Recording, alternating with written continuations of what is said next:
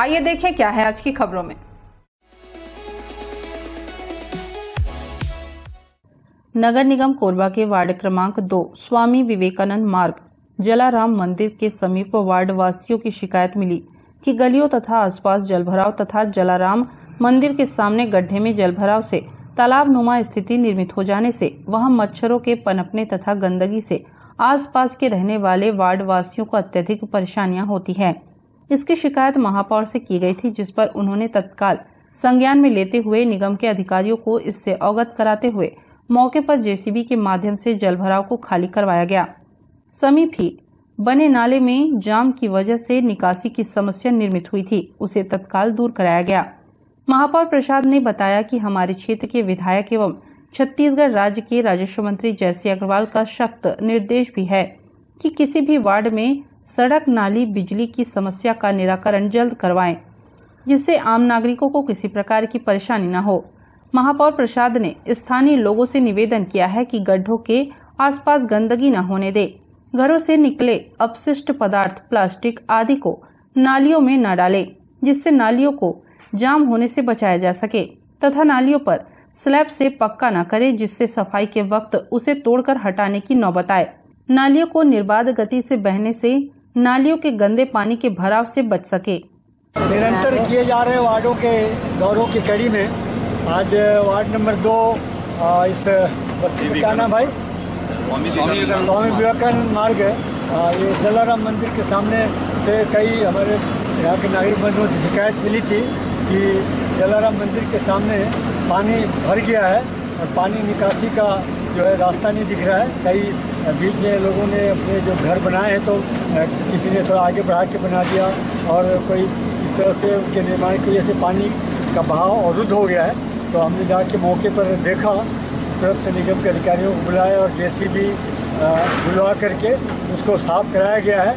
और यहाँ बस्ती के लोगों ने बहुत ही अभी बताया, मैं 1 घंटे से यहाँ पर खड़ा हूँ, सभी लोगों ने बताया कि जो पूरा इलाके में कॉलोनी में पानी भरी थी उसका लेवल जो है पूरा 1 फीट तक डाउन हो गया और 1-8 घंटे में पूरा जो पानी भराव की समस्या थी वो खत्म हो जाएगी। और मैं आपके चैनल के माध्यम से बताना चाहता हूँ कि हमारे कोरबा के विधायक और छत्तीसगढ़ शासन के राजस्व आपदा प्रबंधन मंत्री जयसी अग्रवाल जी का मुझे स्पष्ट निर्देश है कि निगम क्षेत्र में कहीं भी जनता की मूलभूत जो आवश्यकताएँ होती है उन्हें निर्बाध रूप से उस सेवा को देना है और कहीं भी नाली की सफाई की, सड़क की, बिजली की, पानी की कहीं भी समस्या हो तो तत्काल दूर किया जाए। उस कड़ी में मेरा भी निरंतर प्रयास रहता है। कहीं से पब्लिक की शिकायत मिलती है तुरंत उसको मौके पर जाके हम निराकरण करते हैं। आज मुझे बहुत खुशी है कि बहुत दिनों से जमा हुआ पानी ये अभी निकल रहा है और कुछ घंटों में पूरा एरिया क्लियर हो जाएगा। नमस्ते कोरबा न्यूज के लिए अजय अग्रवाल के साथ ममता साहू की रिपोर्ट।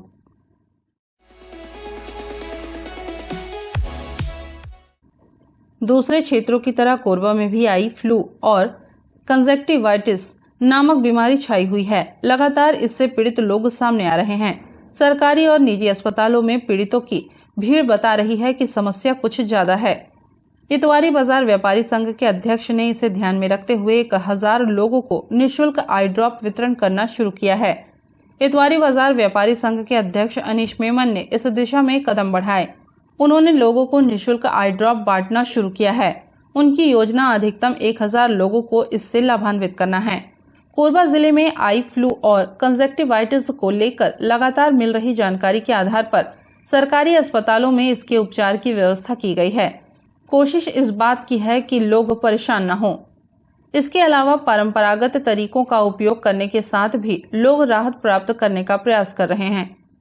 इसका उद्देश्य ये है कि अभी आप देख रहे हैं बरसात का मौसम है और आँखों का रोग का अभी बहुत ही लोग को आँखों की दिक्कत हो रही है। तो मैंने ये सोचा कि सभी को एक आई ड्रॉप अपने सौजन्य से दूं, जिससे लोगों को खरीदने में भी दिक्कत मत हो। और मैं चाहता था कि मैं अपने तरफ से निःशुल्क एक ड्रॉप सब लोगों को उपलब्ध कराऊं और मेरा लक्ष्य है कि 1000 ड्रॉप बांटने का।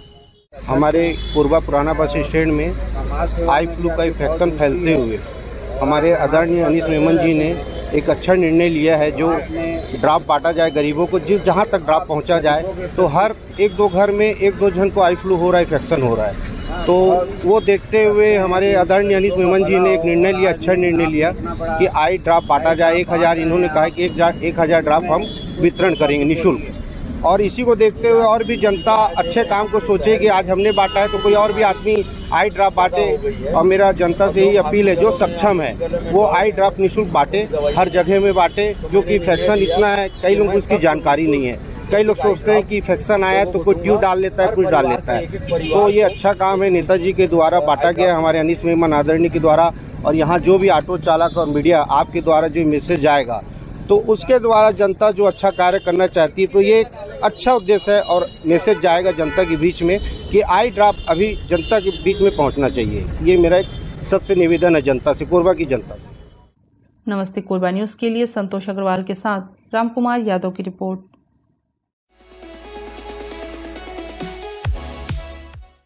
कोरबा के ट्रांसपोर्ट नगर में विगत दिनों हुई आगजनी से पूरा शहर सहम गया था। भविष्य में ऐसी घटनाओं को रोकने हेतु हर विभाग व्यापारियों को आगजनी से बचाव के संबंध में दिशा निर्देश जारी कर रहा है। इसी संबंध में जिला अग्निशमन अधिकारी ने कोरबा के व्यापारियों से निवेदन किया है कि अपने प्रतिष्ठान में फायर इक्विपमेंट जरूर रखें, जिससे कि किसी भी प्रकार की आगजनी से बचा जा सके। उन्होंने कहा कि कहीं भी आग लगती है तो छोटे रूप से होते हुए वह विकराल रूप धारण करती है। अगर आपके संस्थान में फायर इक्विपमेंट रहेगा तो आप आगजनी के फैलाव को रोक सकते हैं।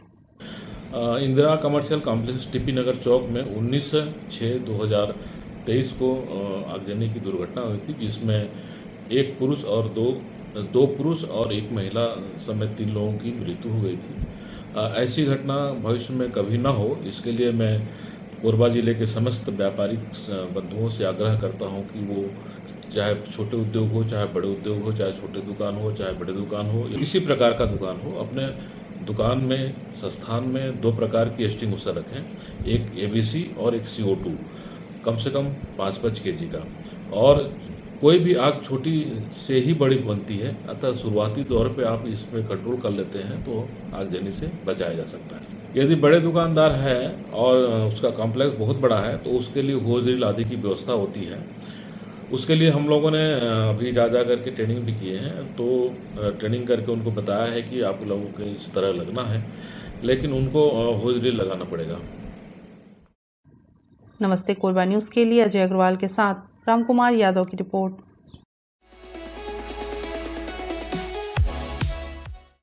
जिले में ट्रक ड्राइवरों से लूटपाट करने वाले आरोपियों को गिरफ्तार करने में पुलिस को बड़ी सफलता मिली है। पुलिस ने गिरोह बनाकर लूटपाट को अंजाम देने वाले 7 आरोपियों को गिरफ्तार किया है, जिसमें से 3 नाबालिग हैं। आरोपी मोटरसाइकिल में सवार होकर आते और ट्रक ड्राइवरों को डरा धमकाकर नकदी व मोबाइल फोन लूट कर ले जाते थे।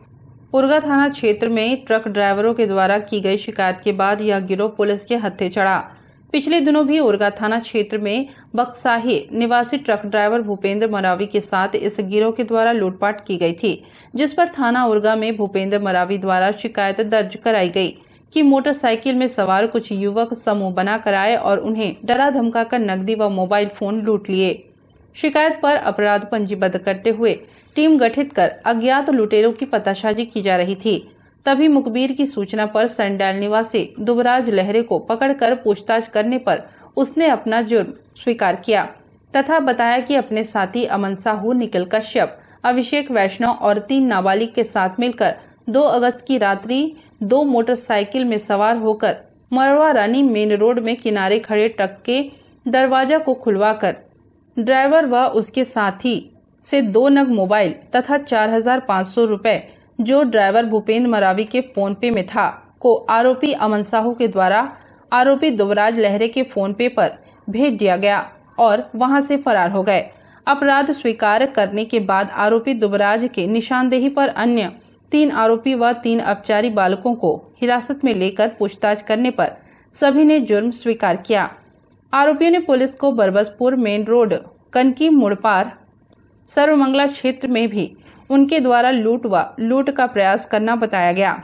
पुलिस ने आरोपियों के कब्जे से घटना में प्रयुक्त 2 नग स्प्लेंडर प्रो मोटरसाइकिल बिना नंबर एवं 5 नग अलग अलग कंपनियों का मोबाइल फोन जब्त किया गया है, जिसके संबंध में पृथक से पताशाजी की जा रही है। से उर्गा थाना क्षेत्र के अंतर्गत बहुत सारे ट्रक ड्राइवरों से ऐसी सूचनाएं प्राप्त हो रही थी कि कुछ अज्ञात बाइक सवार इन्हें रोकते हैं, मारपीट करते हैं, कुछ लूटपाट करते हैं। इस बात को श्रीमान पुलिस अधीक्षक महोदय के संज्ञान में लाया गया। उनके निर्देशानुसार टीम बना करके इन आरोपियों को पकड़ने के संबंध में एक्शन किया गया था, जिसमें कुछ युवक जो है संदिग्ध रूप से घूमते हुए मिले, जिनसे पकड़ के पूछताछ करने पर इन्होंने जो स्वीकार किया है और विगत 2 दिन पूर्व मड़वा रानी के पास एक ट्रक ड्राइवर से किए लूट में से एक मोबाइल को इन्होंने जब्ती कराया है और इनकी निशानदेही पे और कुछ युवकों को उठाया गया, जिसमें से 3 अपचारी बालक है, 4 आरोपी है। सभी को गिरफ्तार किया गया है और न्यायिक रिमांड पे भेजा गया है। नमस्ते कोरबा न्यूज के लिए संतोष अग्रवाल के साथ रामकुमार यादव की रिपोर्ट। बुलेटिन में अब वक्त है एक छोटे से ब्रेक का। मिलते हैं ब्रेक के बाद। हमें जानकारी मिली है कि कुछ लोग नमस्ते कोरबा समाचार में खबर चलाने के नाम से पैसों की उगाही कर रहे हैं। आप सभी से अनुरोध है कि खबर चलाने के नाम से अगर कोई आपसे पैसों की मांग करता है तो आप अपने संबंधित थाना क्षेत्र में उस व्यक्ति की शिकायत करें। इसके साथ ही आप हमसे नीचे दिए गए नंबरों पर संपर्क करें। हम निष्पक्ष पत्रकारिता करते हैं। हम अपने कार्य को व्यवसाय की श्रेणी में नहीं रखते। संपर्क करें 7000314479 9827107490।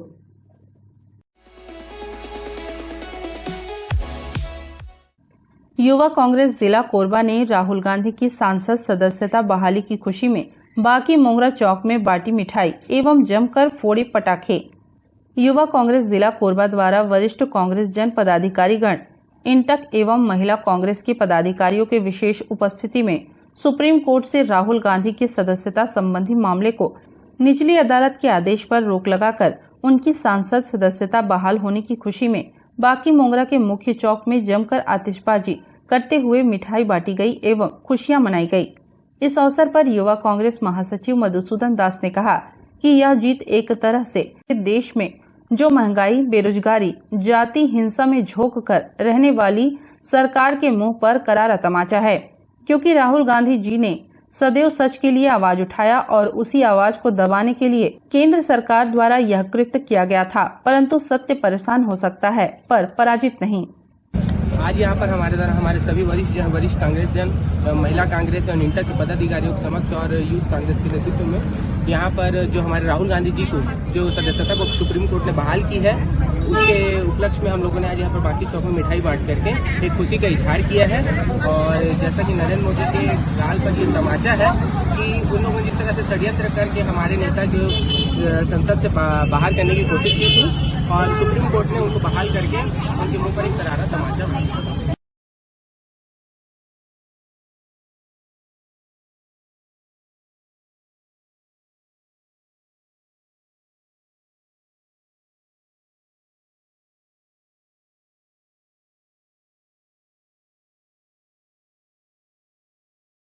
नमस्ते कोरबा न्यूज के लिए अजय अग्रवाल के साथ रामकुमार यादव की रिपोर्ट।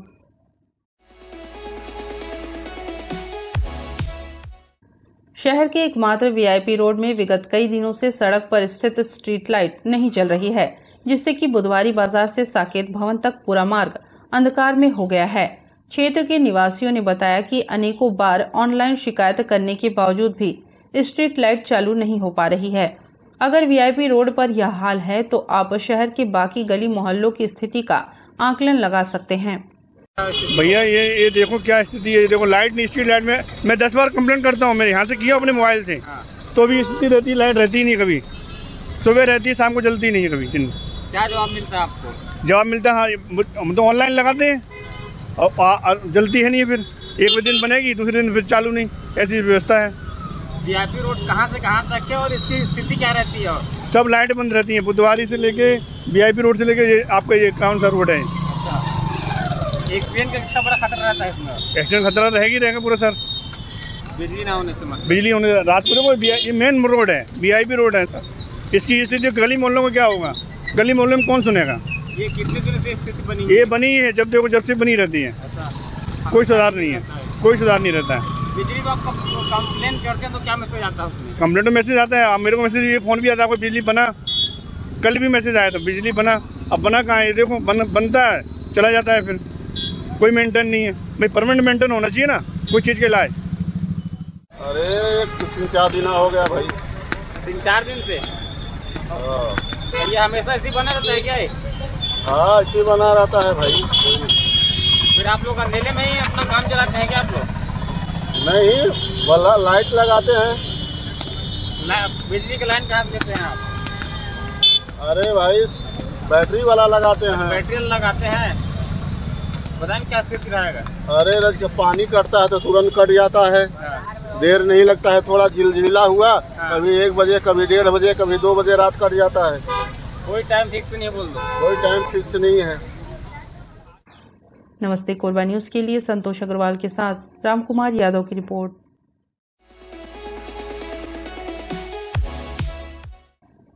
यूथ मुस्लिम कमेटी कोरबा एवं इत्तेहाद कमेटी कोरबा के जानिब से जलसा सोहदाय करबला का आयोजन राजीव गांधी ऑडिटोरियम में किया गया।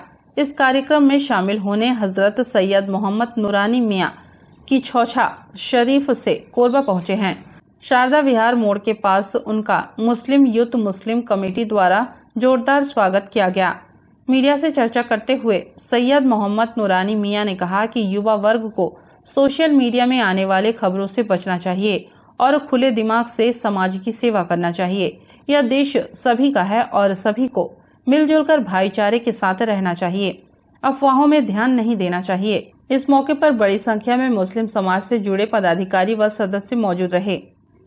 सबसे पहले तो मैं बहुत ही आभार व्यक्त करता हूँ यूथ कमेटी और इत्तेहाद कमेटी वालों का, जिन्होंने ये प्रथम बार ये मुझे अवसर प्रदान किया कि मैं आपके नगर में आऊं, और यहाँ मैं पहली बार आया हूँ। बहुत मशहूर शहर है कोल सिटी के नाम से ये, और छत्तीसगढ़ में बहुत ही इसका एक असर भी है।